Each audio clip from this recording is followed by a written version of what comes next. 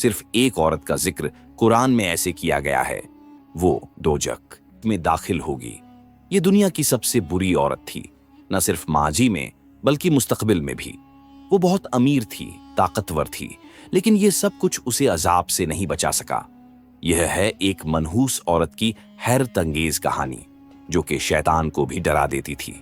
उम्म जमील, कुफ्र की जंग में इस्लाम के खिलाफ सबसे पहला कदम।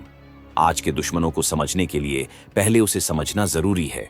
वो पहली औरत थी जिसने उन्हीं चालों का इस्तेमाल किया जो आज भी इस्लाम के दुश्मन करते हैं। उसने अपने शौहर को दीन का इनकार करने पर मजबूर किया और मुसलमानों को तकलीफ पहुंचाने के लिए अपनी ताकत का इस्तेमाल किया। यह एक ऐसी औरत की कहानी है जिसका फितना इतना बड़ा था कि शैतान भी हैरान रह जाए। उम्म जमील का ताल्लुक कुरैश से था, जो मक्का का सबसे ताकतवर कबीला था।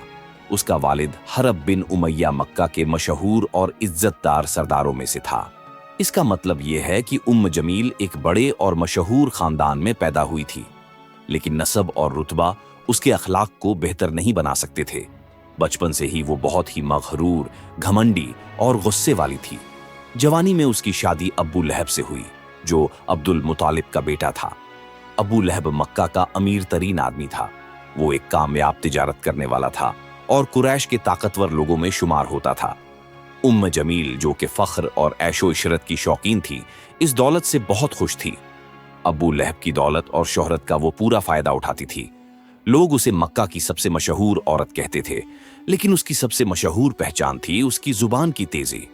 वो सिर्फ अपने शौहर की दौलत पर नहीं टिकी थी, वो औरतों पर असर रखती थी, अफवाहें फैलाती थी और जिससे नफरत करती थी उसकी इज्जत को मिट्टी में मिला देती थी। ये सब उसे और भी ज्यादा मगरूर बनाता था। लेकिन असल में वो एक ऐसी औरत थी जो अपनी पावर और इज्जत खोने से डरती थी। जब लोग मक्का में अपनी तिजारत में मसरूफ थे, कुछ लोग अपनी कबीले की इज्जत बचाने में लगे हुए थे, लेकिन उम्म जमील अपनी कबीले की इज्जत को बरकरार रखने का जुनून रखती थी और अपने शौहर की सरदारी को सबसे ज्यादा जरूरी समझती थी। लेकिन एक दिन मक्का में एक बहुत हैरत अंगेज खबर फैल गई। जब हजरत मोहम्मद सल्लल्लाहु अलैहि वसल्लम ने कहा कि वो अल्लाह के रसूल हैं, उम्म जमील के लिए यह एक बहुत बड़ा खतरा था। वो हजरत मोहम्मद सल्लल्लाहु अलैहि वसल्लम को अच्छे से जानती थी और वो भी कुरैश के बनी हाशिम खानदान से थे, जो कि कुरैश का एक और बहुत ताकतवर हिस्सा था। लेकिन अगर हजरत मोहम्मद सल्लल्लाहु अलैहि वसल्लम सच में नबी है, तो क्या इसका मतलब यह नहीं कि उनके साथ इस्लाम का फैलाव उनकी ताकत को खत्म कर देगा? उम्म जमील का असली मसला सच्चाई नहीं, बल्कि अपनी ताकत और इख्तियार का खौफ था। अगर इस्लाम मक्का में फैल गया तो कुरैश का हुक्मरानी रंग बदल जाएगा और उसका शाही दुनिया का खात्मा हो जाएगा। इसीलिए वो पहली औरत थी जो इस्लाम के खिलाफ जंग में शामिल हुई। उसका शौहर अब्बू लहब पहले ही हजरत मोहम्मद सल्लल्लाहु अलैहि वसल्लम के खिलाफ हो गया था, लेकिन उम्म जमील ने उस नफरत को और भी बढ़ा दिया। वो सिर्फ इस्लाम के खिलाफ नहीं थी, बल्कि वो इस्लाम को मिटाने के लिए हर तरह का फितना डाल रही थी। वो सिर्फ इस्लाम की दुश्मन नहीं, बल्कि फितना का एक जरिया बन गई थी। लेकिन असली जंग उसके लिए अब शुरू हो रही थी।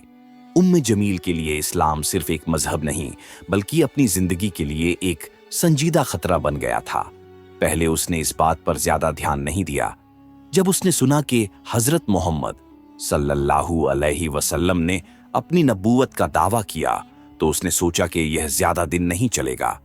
लेकिन जैसे जैसे लोग ज्यादा से ज्यादा इस्लाम को अपना रहे थे, उम्म जमील का खौफ और गुस्सा बढ़ने लगा। वो अपने शौहर अब्बू लहब के साथ मिलकर कुरैश के उन सरदारों में से बन गई जो इस्लाम के खिलाफ लड़ाई में शामिल हो गए थे। उम्म जमील का बहुत गहरा असर था मक्का की औरतों पर। उसका हर शब्द शहर में जल्दी फैलता था। उसने अपनी ताकत का इस्तेमाल करते हुए इस्लाम को नुकसान पहुंचाने के लिए झूठ और अफवाहें फैलानी शुरू कर दी। वो कहती थी, मोहम्मद सल्लल्लाहु अलैहि वसल्लम पागल हैं और वो जादूगर हैं और वो झूठ बोलने वाला है जो मक्का की इज्जत को खतरे में डाल रहा है। उसकी झूठी बातें सिर्फ लोगों को धोखा देने के लिए नहीं थीं। उनका असली मकसद हजरत मोहम्मद सल्लल्लाहु अलैहि वसल्लम की इज्जत को नीचे गिराना था और लोगों को उनसे दूर करना था। वो हर मुमकिन तरीके से इस मकसद को हासिल करने की कोशिश कर रही थी। एक दिन मक्का के बाजार में जमील ने लोगों को जमा किया और चिल्लाई, मोहम्मद सल्लल्लाहु अलैहि वसल्लम अपनी ही खानदान को नुकसान पहुंचा रहा है। लेकिन असल में यह बिल्कुल उल्टा था। हजरत मोहम्मद सल्लल्लाहु अलैहि वसल्लम मक्का के सबसे सच्चे और ईमानदार शख्स थे, लेकिन जमील उनके नाम को बदनाम करने के लिए झूठ बोलती। जमील का सबसे बड़ा दुश्मन हजरत खदीजा थी।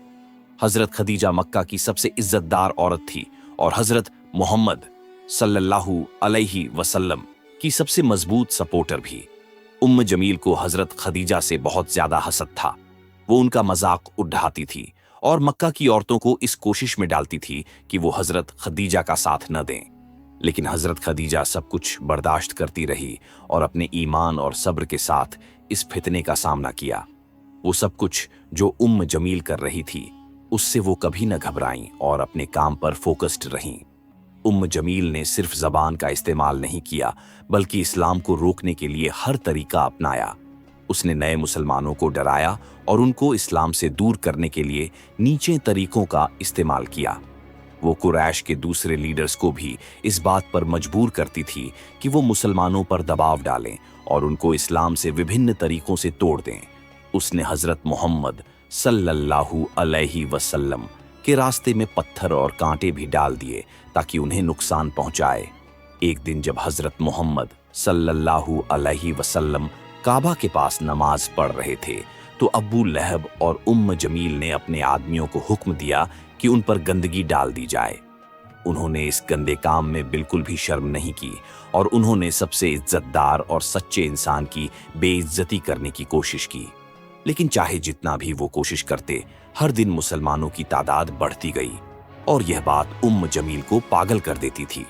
झूठ और बहुतान अब उसके लिए काफी नहीं थे। अब वो हजरत मोहम्मद सल्लल्लाहु अलैहि वसल्लम को शहीद करने का मंसूबा बना रही थी। काफी सालों तक जमील इस्लाम के सबसे बड़े दुश्मनों में से एक रही, लेकिन उसका नाम सिर्फ मक्का की गलियों में नहीं बल्कि कुरान में भी लिखा गया। जब सूरह अल मसद नाजिल हुई तो जमील और अबू लहब के लिए उनका अंजाम तय हो गया था। सूरह के जरिए अल्लाह ने दोनों को उनके बुरे अंजाम से आगाह कर दिया। जब यह सूरह नाजिल हुई, लोग मक्का में जमील का मजाक उड़ा रहे थे। एक दिन हजरत मोहम्मद सल्लल्लाहु अलैहि वसल्लम सफा पहाड़ी पर खड़े होकर कुरैश के लोगों को बुलाकर उनसे कहा, अगर मैं तुमसे कहूं कि इस पहाड़ के पीछे एक फौज है जो तुम पर हमला करने वाली है, तो क्या तुम मुझ पर यकीन करोगे? सभी ने जवाब दिया, हाँ, क्योंकि तुमने कभी झूठ नहीं बोला। फिर हजरत मोहम्मद सल्लल्लाहु अलैहि वसल्लम ने कहा, तो फिर मैं तुम्हें एक अजीम अजाब से डराता हूं। यह इस्लाम का खुला दावा था, लेकिन अब्बू लहब गुस्से में उठ खड़ा हुआ और चिल्लाया, क्या तुम हमें सिर्फ यह सुनाने के लिए बुला रहे हो? और फिर वह गुस्से में वहां से चला गया। अल्लाह ने इस वक्त सूरह अल मसद नाजिल की। अल्लाह की लानत हो अब्बू लहब के हाथों पर, और वह खुद भी बर्बाद हो गया। उसका माल उसके काम नहीं आएगा, ना जो कुछ उसने हासिल किया। वह एक शोले से जलने वाला है और उसकी बीवी जो लकड़ी उठाकर लाने वाली है, उसके गर्दन में एक रस्सी बंधी हुई है। ये सूरह अबू लहब और उसकी बीवी जमील के खिलाफ अल्लाह की लानत थी।